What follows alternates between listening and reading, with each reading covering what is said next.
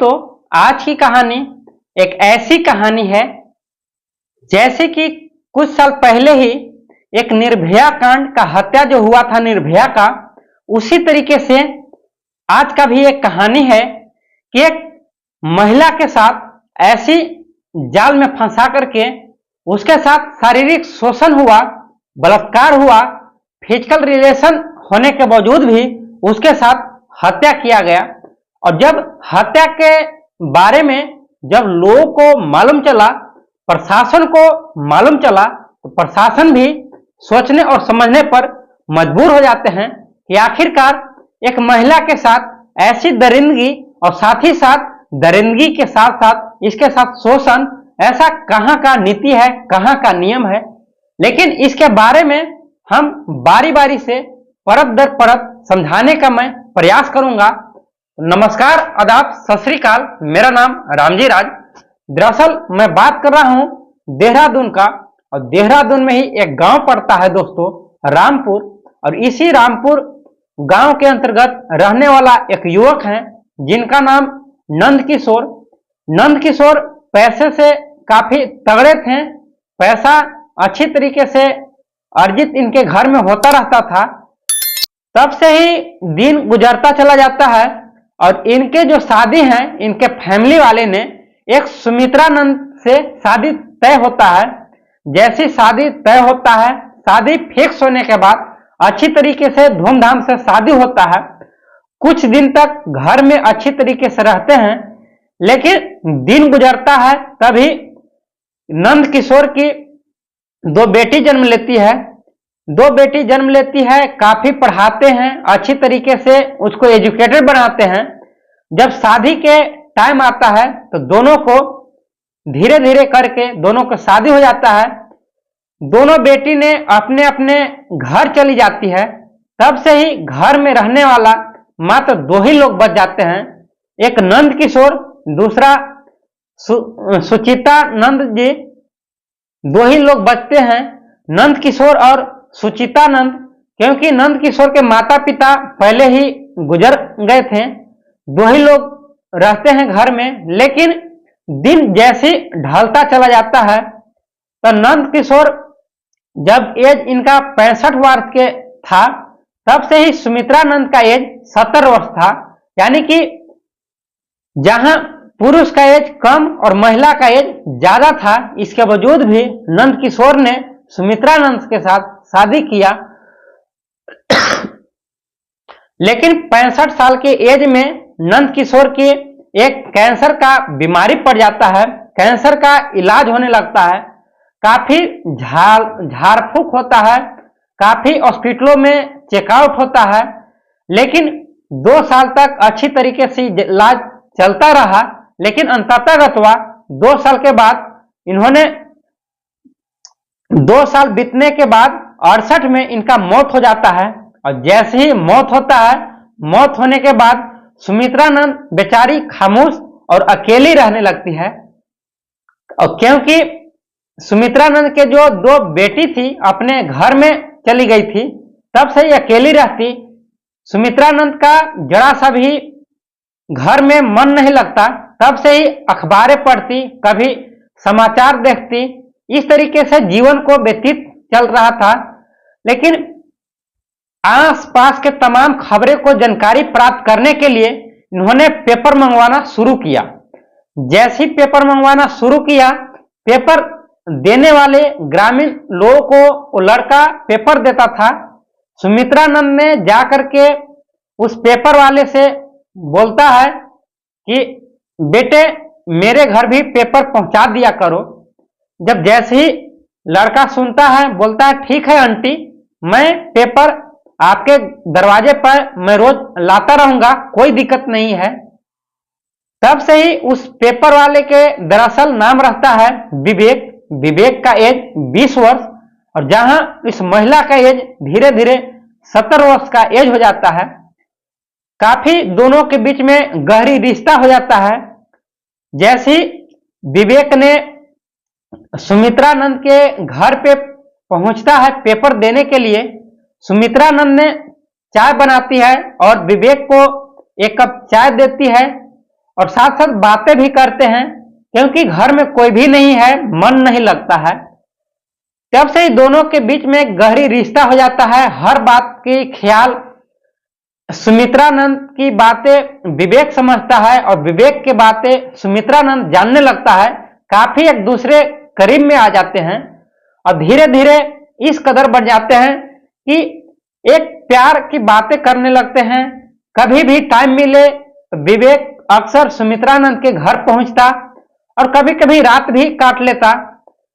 दिन गुजरता है, दोनों के बीच में एक ऐसी संबंध बन जाता है कि जब मन चाहे तब कहीं घूमने के व्यू से, कहीं पार्किंग में, कहीं भी टूरिस्ट पे जाया करते हैं। ग्रामीण लोगों ने भी देखते हैं, लेकिन अपने रिस्क पर लेने के लिए किसी ने भी इस पर उंगली नहीं लगाते, जिस वजह से छोड़ देते हैं और दोनों के भी दोस्ती जो है और बढ़ता चला जाता है और दोनों एक दूसरे के करीब होते हैं। और जैसे ही एक दूसरे के करीब होते हैं, धीरे धीरे एक फिजिकल रिलेशन के दौर पर जाते हैं और दोनों फिजिकल रिलेशन भी बनाने लगते हैं। इस बात की जानकारी किसी को नहीं होता है। दोनों आपस में मिलते जुलते तरह तरह के बातें चलते करते हैं, लेकिन सुमित्रानंद का एक दिन तबीयत खराब हो जाता है और तबीयत खराब होने की वजह से इसके पैरों में काफी जलन होने लगता है, कमर में भी दर्द होने लगता है। तब से ही फौरन उस विवेक को बुलाती है कि विवेक आ जाओ, मेरा तबीयत खराब है। विवेक पहुंचता है अपने इस सुमित्रानंद के घर पे, बोलता है कि बताओ क्या हालचाल है, क्यों मुझे फौरन आधी रात बुलाई हो। बताता है विवेक ने कि मुझे अर्जेंट काम था, फिर भी मैंने आपके वजह से मैंने आ गया हूं, लेकिन बताओ क्या काम है। सुमित्रानंद ने बताती है कि दरअसल आज मेरा तबीयत काफी खराब है, मेरा सिर चक्कर दे रहा है, कमर में दर्द है, पीठ में भी दर्द है, साथ साथ पैरों में भी है, यानी कि पूरी तरीके से बदन जल रहा है। तब से ही विवेक ने बोलता है ठीक है, मैं दवा ला करके देता हूं। सुमित्रानंद ने बताती है कि दवा घर पे ही रखा हुआ है, कुछ दिन पहले का ही लाया था, उसी को दे दो। विवेक ने जाता है, अपने उस बॉक्स को खोलता है और खोलने के बाद उसमें ढेर सारी दवाइयां रहता है, लेकिन दर्द की दवा साथ ही साथ बुखार का पैरासीटामोल देता है विवेक ने। सुमित्रानंद खाती है और खाने के बाद सोती है। साथ ही साथ जब विवेक घर से बाहर जाने के लिए बोलता तो सुमित्रानंद ने बोलते मेरी तबीयत खराब है और तुम जा रही हो, कैसे लड़के हो, बता, ये हरकतें सही नहीं है, हमारे साथ रहो, क्योंकि हमारा तबीयत आज काफी बिगड़ चुका है और घर में हमारा कोई भी नहीं है। तब से ही खाना पीना विवेक ही बनाता और दोनों खाते हैं। रात जैसे गुजरता है, सुमित्रानंद ने बोलती है कि मेरा सिर दबा दो, पैर दबा दो। धीरे धीरे विवेक ने पैर दबाता, मालिश करता, धीरे धीरे पूरे बदन को सुमित्रानंद ने मालिश करवाती है। पूरी बदन को मालिश करता है। विवेक के नेचर जो है और बिगड़ता चला जाता है और दोनों के बीच में आपसी संबंध बनाते हैं। पहले भी हो चुका था, लेकिन इनका दोनों के बीच में सुमित्रानंद की तबीयत खराब होने के बावजूद भी विवेक ने शारीरिक शोषण किया, उसके साथ फिजिकल रिलेशन बनाया। तब से ही सुमित्रानंद ने गुस्सा हो जाती है, अब बोलती है कि ये हरकतें सही नहीं है, हम दोनों के तो रिश्ता बराबर चलता ही है, लेकिन आज मेरा तबीयत खराब है, इसके बावजूद भी हमारा जरा सा भी देह का अमल नहीं कर रहे हो, कैसे लड़के हो, और साथ ही साथ शादी करने के लिए बात करते हो, कैसे लड़के हो, तुम एक नालायक लड़के हो।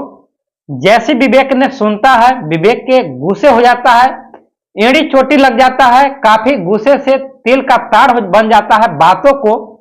और जैसे ही होता है विवेक के गुस्से आता है तो बोलते हैं कि ठीक है मैं जाता हूं, लेकिन सुमित्रानंद ने बोलती है कि नाराज मत हो, रहो रात भर, लेकिन विवेक ने बोलता है कि मुझे किसी और जगह जाना है और मेरे पास पैसे नहीं है, मुझे पैसे साथ दे दोगे तो मैं चला जाऊंगा, पैसे का मुझे काफी जरूरत है।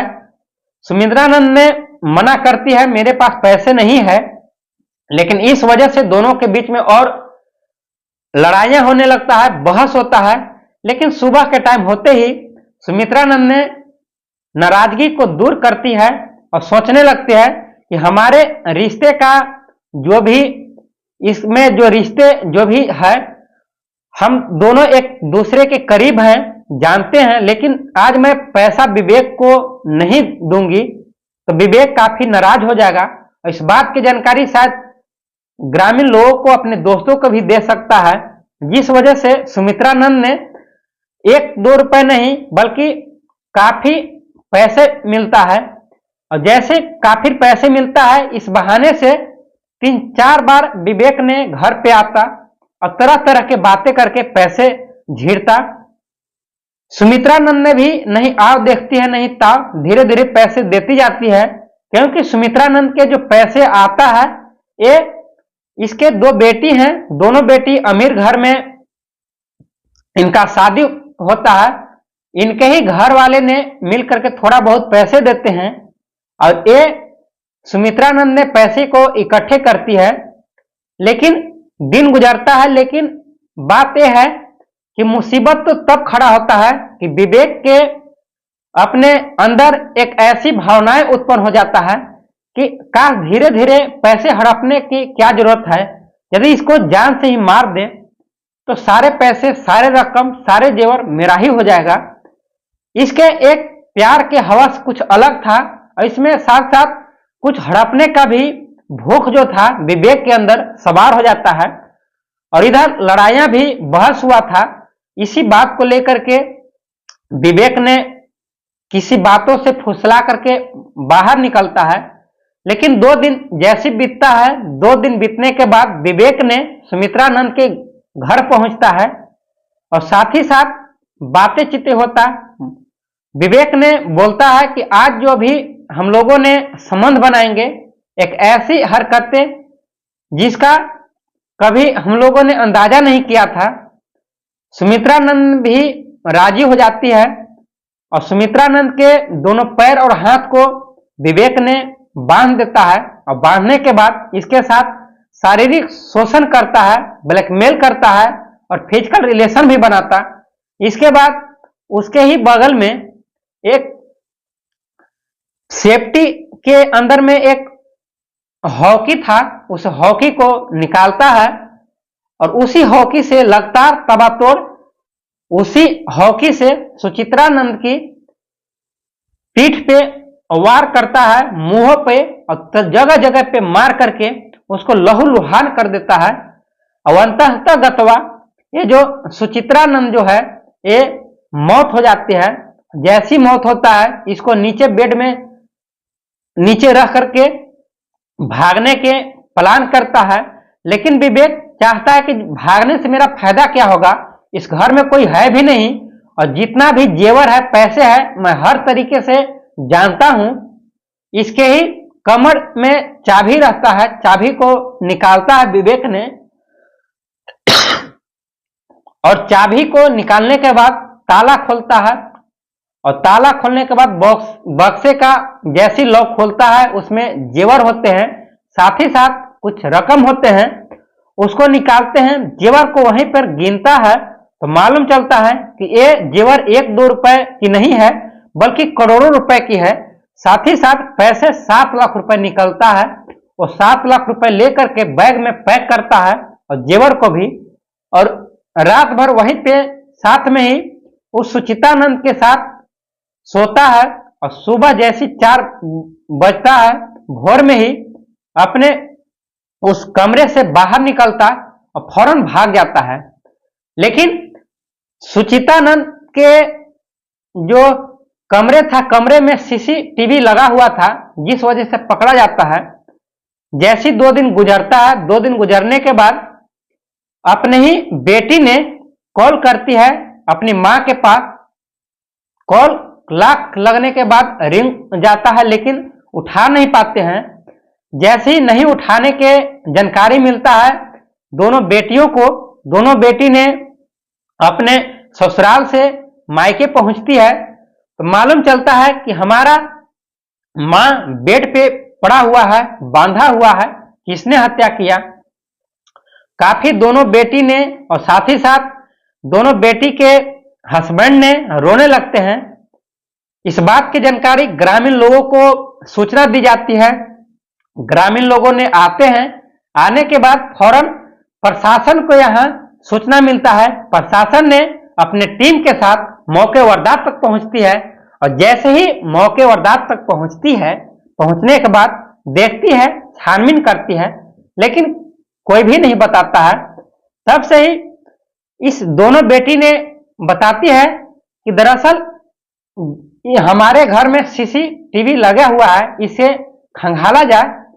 जैसी प्रशासन सीसीटीवी को देखती है, सीसीटीवी को खंगालती है तो मालूम चलता है कि एक युवक है, उसी ने ऐसा काम किया है। तब से ही हालांकि उस युवक का आसपास के लोग पहचान नहीं पाए। तब से ही उस फोन को, जो सुचित्रानंद की जो मोबाइल रहता है, उसको प्रशासन ने कॉल हिस्ट्री को निकालती है और निकालने के बाद चेकआउट होता है तो मालूम चलता है कि आखिरी कॉल जो है एक विवेक कुमार के नाम से है। इनके जैसी हिस्ट्री निकाल करके चेकआउट होता है तो विवेक पकड़ा जाता है और इनको अपने थाने में लाया जाता है और सख्ती से पूछताछ करता है। विवेक फिलहाल इधर उधर के बात टालता है, कुछ भी नहीं बताता, लेकिन प्रशासन ने जब अपना शक्ति दिखाना जारी करती है तब से ही ये विवेक अंततः टूट जाता है और टूटने के बाद बयान दर्ज करता है। बताता है कि हमारा और सुचितानंद के साथ अवैध संबंध था, लेकिन पैसे मांगने के वजह से सुचितानंद ने मुझे पैसे देने से इनकार किया और साथ ही साथ हमारा वीडियो बनाया था और ये वीडियो बनाई थी, साथ ही साथ हमारा वीडियो भी सुचितानंद ने बनाई थी, जिस वजह से लड़ाई होने की वजह से एक दूसरे को दिखाने के लिए बोलती थी, जिसकी वजह से मुझे गुस्सा आया और गुस्से आने की वजह से सुचित्रानंद ने मुझे गाली दी और मैंने बर्दाश्त नहीं किया, जिस वजह से मैंने इसके साथ रेप किया और इसके बाद जिस प्रकार से निर्भया हत्याकांड हुआ था उसी तरीके से मैंने शोषण किया और इसके साथ मौत का घाट भी उतार दिया। प्रशासन सुनने के बाद हैरान हो जाते हैं, साथ ही साथ आसपास के ग्रामीण लोगों भी सोचने पर मजबूर हो जाते हैं कि कैसा लड़का है। एक औरत ने सारी ख्वाहिशों को पूरा करते हुए अपने विवेक को ही पूरा पैसे, पूरे धन देने के लिए राजी होती है। इसके बावजूद भी विवेक ने पूरे पैसे को, पूरे जमीने को, पूरी संपत्ति को हड़पने का चाल चलता है, जिसके वजह से मौत कर देता। कहा जाता है ना कि 1-2 रुपए मिलने से क्या फायदा। इसने सोचा कि यदि पूरी हमेशा के लिए जड़ से ही निकाल दिया जाए तो पूरे हमारे ही पास आ जाएगा। एक मुर्गा अंडा देता था, इसका कहानी सुने होंगे।